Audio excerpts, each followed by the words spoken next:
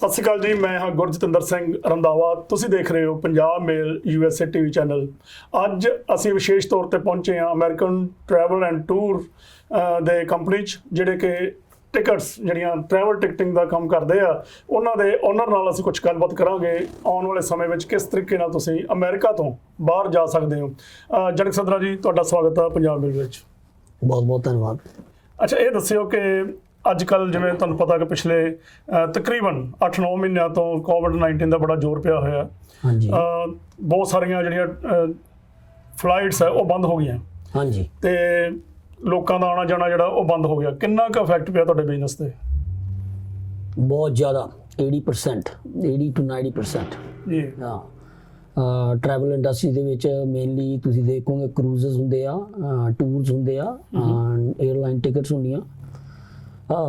Practically tour ਸਾਰੇ ਬੰਦ ਆ, ਜੀ ਕਰੂਜ਼ਸ ਸਾਰੇ ਬੰਦ ਹੋ ਗਏ ਆ। ਅਜੇ ਤੱਕ ਕੋਈ ਡੇਟ ਸੈੱਟ ਨਹੀਂ ਹੋਈ ਕਦੋਂ ਕਰੂਜ਼ ਮੁੜ ਕੇ ਆਉਣਗੇ ਮਾਰਕੀਟ ਦੇ ਵਿੱਚ। ਜੀ ਤੇ ਬੇਸਿਕਲੀ ਰਹਿੰਦੇ ਅਸੀਂ ਅਮਰੀਕਾ ਦੇ ਵਿੱਚ ਤਾਂ American because being number 1 in COVID-19 patients, we've been blocked to go to Australia, New Zealand, all of Europe, England, you name it. Even next door Canada doesn't want us. So ਜੀ ਜੀ ਮਤਲਬ ਤੁਹਾਡਾ ਕਹਿਣ ਦਾ ਮਤਲਬ right now ਸਾਰੇ ਕਿਤੇ ਬੰਦ ਆ, ਪਰ ਕੁਝ ਸਿਲੈਕਟਡ ਜਿਹੜੀਆਂ 에ਅਰਲਾਈਨਸ ਆ ਉਹ ਆਪਣੀ ਸਰਵਿਸਿਜ਼ ਦੇ ਰਹੀਆਂ। ਹਾਂ, ਜੋ ਖਾਸ ਤੌਰ ਤੇ ਜੇ ਅਸੀਂ ਇੰਡੀਆ ਦੀ ਗੱਲ ਕਰਦੇ ਹਾਂ, ਉਹਨਾਂ ਦਾ ਇੰਡੀਅਨ ਗਵਰਨਮੈਂਟ ਨੇ ਵੰਦੇ ਭਾਰਤ ਮਿਸ਼ਨ ਸ਼ੁਰੂ ਕੀਤਾ ਹੈ।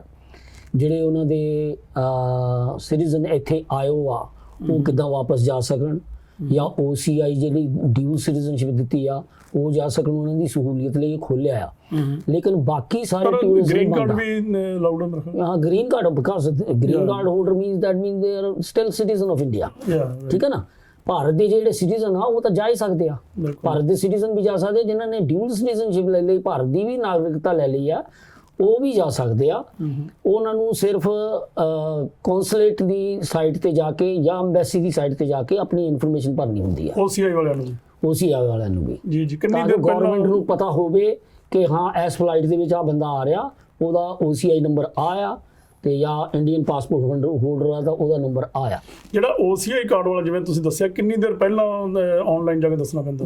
2 ਘੰਟੇ ਪਹਿਲਾਂ ਬੇਸ਼ੱਕ ਕਰ ਲਓ। ਓਕੇ, ਹਾਂਜੀ, ਠੀਕ ਹੈ। ਮਤਲਬ ਕੋਈ ਇਹ ਨਹੀਂ ਹੈਗਾ ਵੀ ਕਾਫੀ ਦੇਰ ਪਹਿਲਾਂ ਦੱਸਣਾ। ਨਹੀਂ। ਉਹਦੇ ਚ ਕੀ ਫਾਰਮੈਲਿਟੀਜ਼ ਹੁੰਦੀ ਹੈ ਜੀ? ਉਹਦੇ ਵਿੱਚ ਤੁਹਾਡਾ OCI ਨੰਬਰ ਜਾਏਗਾ ਜੀ, ਤੁਹਾਡਾ ਐਡਰੈਸ ਜਾਏਗਾ ਇੱਥੇ ਦਾ, ਕਿਹੜੀ ਫਲਾਈਟ ਦੇ ਵਿੱਚ ਜਾ ਰਹੇ ਹੋ, ਔਰ ਤੁਸੀਂ ਡਿਸਐਮਬਾਰਕੇਸ਼ਨ ਕਿੱਥੇ ਹੋਣੀ ਆ, ਕਿਹੜੇ ਸਿਟੀ ਦੇ ਵਿੱਚ ਇੰਡੀਆ ਦੇ ਵਿੱਚ ਤੁਸੀਂ ਪਲੇਨ 'ਚੋਂ ਜਾਣਾ। ਜੀ ਜੀ ਹਾਂਜੀ, ਕੋਈ ਹੋਰ ਸਪੈਸ਼ਲ ਰਿਕੁਆਇਰਮੈਂਟ ਨਹੀਂ ਹੈਗੀ। ਆਨਲਾਈਨ ਜਾ ਕੇ ਤੇ ਤੁਸੀਂ ਸਿਰਫ ਉਹਦੇ 'ਚ ਫਿਲ ਅਪ ਕਰ ਦੇਣਾ। ਹਾਂਜੀ। ਤੇ ਕਿਹੜੀ ਉਹਦੀ ਵੈਬਸਾਈਟ ਦਾ ਨਾਂ ਕੀ ਹੈ ਜੀ? ਅਸੀਂ ਕੈਲੀਫੋਰਨੀਆ 'ਚ ਰਹਿੰਦੇ ਹਾਂ। 11 ਸਟੇਟਸ ਲੱਗਦੀਆਂ ਕੈਲੀਫੋਰਨੀਆ ਦੇ ਅਲੋਂ, ਤੇ ਕੁਝ ਟੈਰੀਟਰੀਜ਼ ਵੀ ਆ US ਦੀਆਂ ਜਿਹੜੀਆਂ ਕੌਂਸੂਲੇਟ ਨੂੰ ਲੱਗਦੀਆਂ ਸੈਨ ਫਰਾਂਸਿਸਕੋ ਲਈ। ਉਹਨਾਂ ਦੀ ਸਾਈਟ ਹੈਗੀ ਆ CGISF.org। CGISF easy to remember, Consulate General of India, San Francisco। ਠੀਕ ਹੈ, .org। ਠੀਕ ਹੈ, ਬਹੁਤ ਵਧੀਆ ਗੱਲ ਹੈਗੀ ਹੈ ਇਹ। ਕਿਉਂਕਿ ਸਾਡੇ ਬਹੁਤ ਸਾਰੇ ਲੋਕ ਇਹੋ ਜਿਹੇ ਆ ਜਿਹੜੇ ਕਿ ਅੱਜ ਕੱਲ੍ਹ ਟਰੈਵਲ ਕਰ ਰਹੇ, ਪਰ ਉਹਨਾਂ ਨੂੰ ਇਸ ਗੱਲ ਦਾ ਪਤਾ ਨਹੀਂ। ਜੇ ਕਿਸੇ ਨੇ ਇਹ ਨਹੀਂ ਫਾਰਮ ਫਿਲ ਅਪ ਕੀਤਾ ਉਹਨੂੰ ਕੀ ਪ੍ਰੋਬਲਮਸ ਆ ਸਕਦੀਆਂ? ਫਿਰ ਉਹਨੂੰ ਡੈਫੀਨਿਟਲੀ ਪਹਿਲਾਂ ਜਾਣਾ ਚਾਹੀਦਾ 에ਅਰਪੋਰਟ ਤੇ, 3 ਘੰਟੇ ਤੋਂ ਵੀ ਪਹਿਲਾਂ, ਕਿਉਂਕਿ ਇਹ ਫਾਰਮੈਲਿਟੀ ਹੋਣ ਤੋਂ ਬਾਅਦ ਹੀ ਉਹ ਫਲਾਈਟ ਦੇ ਵਿੱਚ ਚੜਾਉਣਗੇ। ਓਕੇ, ਇੱਥੋਂ ਤੁਹਾਡਾ ਮਤਲਬ ਜਿੱਥੋਂ ਵੀ ਉਹਨਾਂ ਦੀ ਫਲਾਈਟ ਹੈ, ਜਿਵੇਂ ਸੈਨ ਫਰਾਂਸਿਸਕੋ ਆ, ਹਾਂਜੀ, ਉਹਨਾਂ ਨੂੰ ਪਹਿਲਾਂ ਇੱਥੇ ਡੈਸਟੀਨੇਸ਼ਨ ਤੇ ਜਿਹੜਾ ਜਿੱਥੋਂ ਉਹਨਾਂ ਦਾ ਡਿਪਾਰਚਰ ਆ, ਹਾਂਜੀ, ਉੱਥੇ ਪਹਿਲਾਂ ਅਰਲੀ ਜਾਣ ਤਾਂ ਜਾ ਕੇ ਮਤਲਬ ਫਾਰਮ ਉਹਨਾਂ ਨੇ ਜੇ ਆਨਲਾਈਨ ਵੀ ਭਰਨਾ ਹੋਇਆ ਆਪਣੇ ਫੋਨ ਤੋਂ ਜਾਂ ਕਿਸੇ ਹੋਰ ਡਿਵਾਈਸ ਤੋਂ, ਹਾਂਜੀ, ਉਹਨਾਂ ਕੋਲ ਟਾਈਮ ਹੋਵੇ ਬਕਾਇਦਾ। ਬਿਲਕੁਲ। ਹੁਣ ਐਕਚੁਅਲੀ ਦਸੰਬਰ 31 ਤੱਕ ਇੱਕ ਹੋਰ ਯਾਦ ਰੱਖਣ ਵਾਲੀ ਚੀਜ਼, ਆਨਲਾਈਨ ਟਿਕਟ ਲੈਣ ਵੇਲੇ ਤੁਹਾਨੂੰ ਸਾਰੀਆਂ ਚੀਜ਼ਾਂ ਨਹੀਂ ਪਤਾ ਲੱਗਦੀਆਂ ਜੋ ਐਜ਼ ਏ ਟਰੈਵਲ ਏਜੰਟ ਸਾਨੂੰ ਪਤਾ ਹੁੰਦਾ। ਜੀ because we have to keep up with all government requirement. ਕਿ ਜਿਹੜੀਆਂ ਨਵੀਆਂ ਰਿਕੁਆਇਰਮੈਂਟ ਆ ਗਵਰਨਮੈਂਟ ਦੀਆਂ ਆ ਗਈਆਂ, ਉਹਨੂੰ ਸਾਨੂੰ ਚੇਤੇ ਰੱਖਣਾ ਪੈਂਦਾ ਸੋ ਦੈਟ ਅਸੀਂ ਆਪਣੇ ਕਸਟਮਰ ਨੂੰ ਦੱਸ ਸਕੀਏ। ਇਸ ਵੇਲੇ 31 ਦਸੰਬਰ ਤੱਕ ਅਮਰੀਕਾ ਤੋਂ ਸਿਰਫ ਯੂਨਾਈਟਿਡ 에ਅਰਲਾਈਨ ਤੇ 에ਅਰ ਇੰਡੀਆ ਹੀ ਅਲਾਉਡ ਆ। ਓਕੇ, ਕੋਈ ਲਫਟਾਂਜ਼ਾ ਜਾਂ ਕੈਥੇ ਜਾਂ ਬ੍ਰਿਟਿਸ਼ ਏਅਰਵੇਜ਼ ਨੋ। ਉਹਨਾਂ ਨੇ ਕੀ ਕਰ ਦਿੱਤਾ ਹੈ, border to border flights only.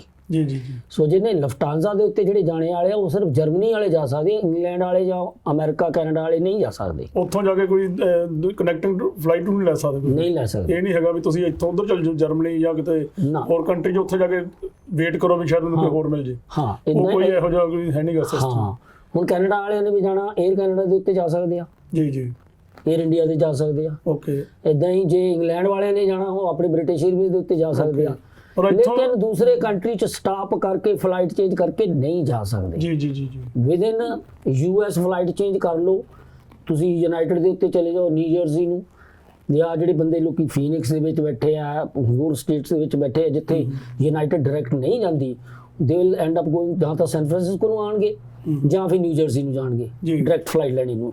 Okay, ਹਾਂਜੀ। ਤੇ ਇਹ ਜਦੋਂ ਟਿਕਟਸ ਤੁਸੀਂ ਦੱਸਿਆ ਕਿ ਜੇ ਆਨਲਾਈਨ ਲੈਣੀ ਆ, ਜੇ ਲੈਣ ਦੀ ਕੋਈ ਟਰਾਈ ਕਰਦਾ ਜਾਂ ਕੋਸ਼ਿਸ਼ ਕਰਦਾ, ਕੀ ਉਹਦੇ ਵਿੱਚ ਇਸ ਤਰ੍ਹਾਂ ਦੇ ਲੋਕਾਂ ਨੇ, ਕੁਝ ਕੰਪਨੀਆਂ ਨੇ ਵੀ ਆਪਸ਼ਨ ਪਾਏ ਹੋਏ ਆ ਵੀ ਇਧਰੋਂ ਜਾਓ ਜਾਂ ਇਸ ਤਰ੍ਹਾਂ ਜਾਓ? ਕੋਈ ਕਈ ਵਾਰੀ ਹੁੰਦਾ ਵੀ ਗਲਤ ਇਨਫੋਰਮੇਸ਼ਨ, ਗਵਰਨਮੈਂਟ ਦੀ ਰੂਲਿੰਗ ਆ ਨਾ, ਇਹ ਗਵਰਨਮੈਂਟ ਦੀ ਰੂਲਿੰਗ ਆ। 에ਅਰਲਾਈਨਾਂ ਕਈ ਵਾਰੀ ਗਲਤ ਇਨਫੋਰਮੇਸ਼ਨ ਪਾ ਦਿੰਦੇ ਕਈ ਵੈਬਸਾਈਟ ਵਾਲੇ ਜਾਂ ਆਨਲਾਈਨ ਵਾਲੇ। ਹੁਣ ਤੁਸੀਂ ਗਲਤ ਇਨਫੋਰਮੇਸ਼ਨ ਦੀ ਗੱਲ ਕੀਤੀ ਆ, ਸਾਡੇ consulate general of India San Francisco ਵਾਲਿਆਂ ਨੇ ਆਪਣੀ ਵੈਬਸਾਈਟ ਤੇ ਪਾਏ ਆ ਗਲਤ ਵੀਜ਼ੇ ਵੀ ਲੱਗ ਰਹੇ ਆ। ਲੋਕਾਂ ਨੂੰ ਪਤਾ ਹੋਣਾ ਚਾਹੀਦਾ, ਅਵੇਅਰਨੈਸ ਹੋਣੀ ਚਾਹੀਦੀ ਇਹਨਾਂ ਚੀਜ਼ਾਂ ਦੀ। ਤੇ ਐਵੇਂ ਕਿਸੇ ਦੇ ਥਰੂ ਵੀਜ਼ਾ ਲਗਵਾਉਣਾ ਵਿਦਆਊਟ ਅਥੈਂਟੀਕੇਸ਼ਨ, ਜਿਹੜਾ ਬੰਦਾ ਕੋਈ ਬਿਜ਼ਨਸ ਲਾਇਸੈਂਸ ਨਹੀਂ ਲੈ ਕੇ ਬੈਠਾ, ਜਿਹੜਾ ਬੰਦੇ ਨੇ ਮਤਲਬ ਐਕਸਪੀਰੀਅੰਸ ਨਹੀਂ ਇਹਨਾਂ ਚੀਜ਼ਾਂ ਦਾ, ਤਾਂ ਉਹਨਾਂ ਦੇ ਕੋਲ ਨਹੀਂ ਕਰਵਾਉਣਾ ਚਾਹੀਦਾ ਕੰਮ। ਤਾਂ ਅਸੀਂ ਹੁਣ 26 ਸਾਲ ਹੋ ਗਏ ਇਸ ਬਿਜ਼ਨਸ ਦੇ ਵਿੱਚ ਕਰਦੇ ਹੋਏ, 26 years ਵੀ ਆ ਬੌਂਡਡ, ਵੀ ਆ ਬੌਂਡਡ ਬਾਈ 에ਅਰਲਾਈਨ ਰਿਪੋਰਟਿੰਗ ਕਾਰਪੋਰੇਸ਼ਨ ਦੇ ਕੋਲ ਸਾਡੇ ਕੋਲ ਬੌਂਡ ਵੀ ਤੇ ਕੈਸ਼ ਡਿਪੋਜ਼ਿਟਸ ਵੀ ਗਏ ਆ। That's how we got ARCA ਆਇਆ, ਜਿਹਨੂੰ ਅਸੀਂ ਇੰਡੀਆ ਦੇ ਵਿੱਚ ਕਹਿੰਦੇ ਆ। ਤੇ ਸੋ ਵੈਬਸਾਈਟ ਨੂੰ ਖਿਆਲ ਕਰੋ, ਗਵਰਨਮੈਂਟ ਦੀ ਵੈਬਸਾਈਟ ਹੈ, ਉਹਨਾਂ ਨੇ ਖੁਦ ਲਿਖਿਆ ਹੈ ਇਹ ਕਿ ਗਲਤ ਸਾਈਟਾਂ ਤੇ ਜਾ ਕੇ ਤੁਸੀਂ ਵੀਜ਼ਾ ਲੈਣ ਦੀ ਕੋਸ਼ਿਸ਼ ਨਾ ਕਰੋ। ਜੀ ਹਾਂ, ਬਿਲਕੁਲ ਠੀਕ ਹੈ। ਦੋਸਤੋ, ਅਸੀਂ ਗੱਲ ਕਰ ਰਹੇ ਹਾਂ ਜਨਾਬ ਜਨਕ ਸਿਧਰਾ ਹੋਰਾਂ ਨਾਲ, ਜਿਹੜੇ ਕਿ ਅਮਰੀਕਨ ਟਰੈਵਲ ਐਂਡ ਟੂਰਸ ਦੇ ਓਨਰ ਆ। ਬਹੁਤ ਸਾਰੀਆਂ ਇਹਨਾਂ ਨੇ ਜਾਣਕਾਰੀਆਂ ਦਿੱਤੀਆਂ, ਕੁਝ ਜਾਣਕਾਰੀ ਅਸੀਂ ਹੋਰ ਲਵਾਂਗੇ, ਲੈਣੇ ਇੱਕ ਬ੍ਰੇਕ।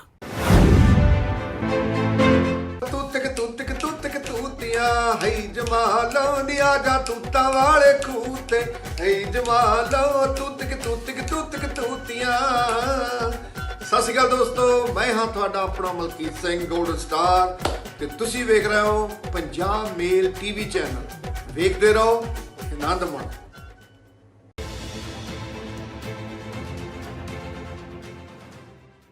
ਬ੍ਰੇਕ ਤੋਂ ਬਾਅਦ ਇੱਕ ਵਾਰੀ ਫੇਰ ਸਵਾਗਤ ਹੈ। ਅਸੀਂ ਇਸ ਵੇਲੇ ਅਮਰੀਕਨ ਟਰੈਵਲ ਐਂਡ ਟੂਰ ਦੇ ਓਨਰ ਜਨਕ ਸਿਧਰਾ ਨਾਲ ਗੱਲਬਾਤ ਕਰ ਰਹੇ ਹਾਂ। ਗੱਲਬਾਤ ਦਾ ਸਾਡਾ ਜਿਹੜਾ ਵਿਸ਼ਾ ਹੈ ਉਹ ਹੈ ਅਮਰੀਕਾ ਤੋਂ ਕਿਸੇ ਬਾਹਰ ਕੰਟਰੀ 'ਚ ਜਾਣਾ ਕਿਸ ਤਰੀਕੇ ਨਾਲ ਜਾਇਆ ਜਾ ਸਕਦਾ। ਖਾਸ ਕਰਕੇ ਅਸੀਂ ਗੱਲ ਕਰ ਰਹੇ ਹਾਂ ਅਮਰੀਕਾ ਤੋਂ ਇੰਡੀਆ ਜਾਣ ਬਾਰੇ।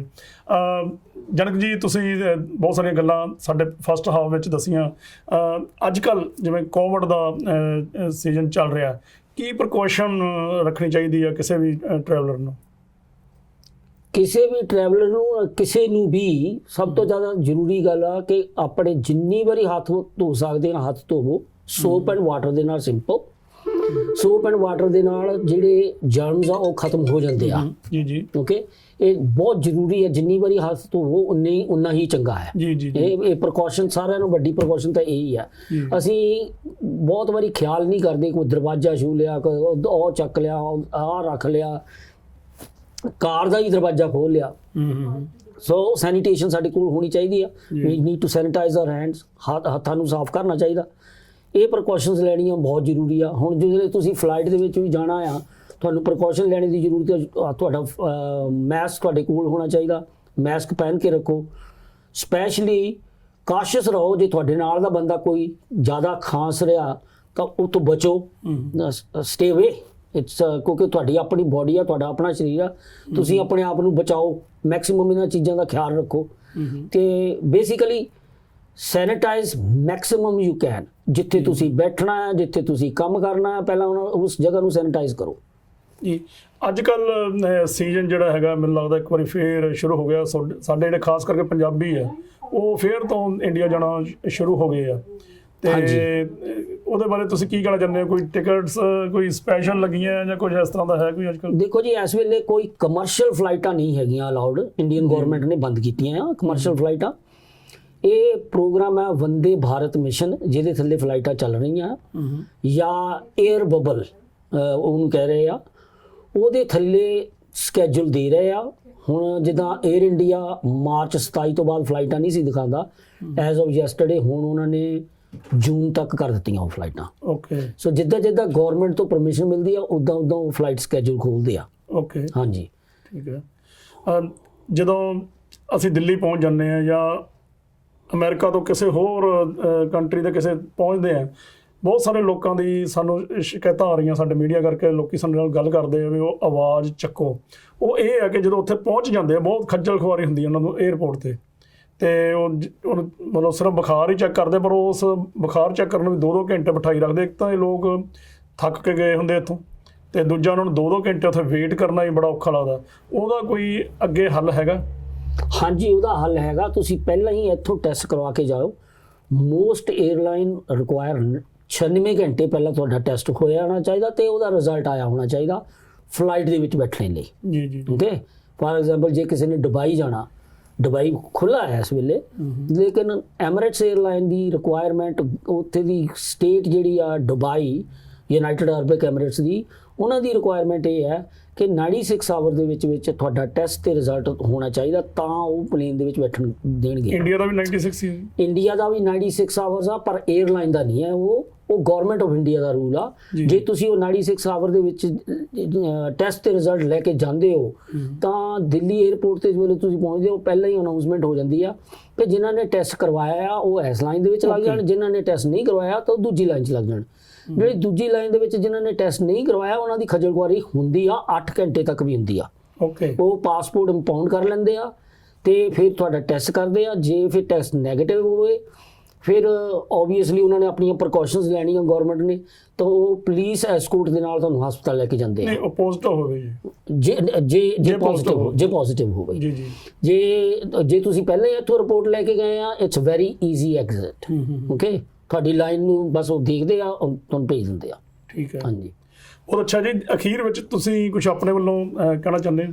ਹਾਂ, ਇੱਕ ਦੋ ਗੱਲਾਂ ਹੋਰ ਆ। ਇੱਦਾਂ ਨਹੀਂ ਆ ਕਿ ਇੰਡੀਆ ਬਿਲਕੁਲ ਹੀ ਹਾਰਸ਼ਲੀ ਬੰਦ ਕਰ ਦਿੱਤਾ ਆ।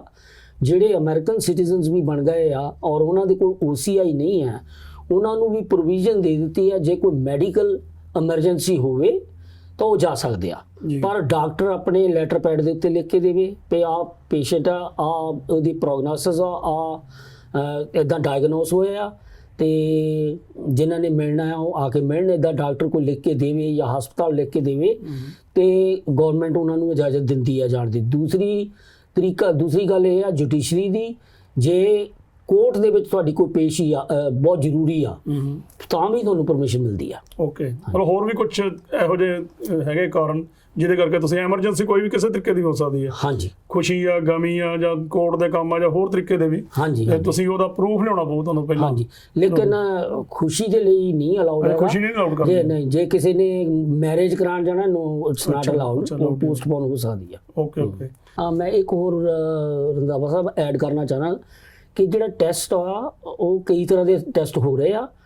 ਇਹ ਚੇਤੇ ਰੱਖਣ ਵਾਲੀ ਗੱਲ ਹੈ ਕਿ ਉਹ ਟੈਸਟ ਦਾ ਨਾਂ ਹੈ PCR। ਜਿਹੜਾ ਵੀ ਮੈਡੀਕਲ ਜਿੱਥੋਂ ਵੀ ਤੁਸੀਂ ਕਰਵਾ ਰਹੇ ਆ ਟੈਸਟ ਨਾ, ਉਹਨਾਂ ਨੂੰ ਦੱਸਣਾ ਚਾਹੀਦਾ ਕਿ ਸਾਨੂੰ PCR ਟੈਸਟ ਚਾਹੀਦਾ।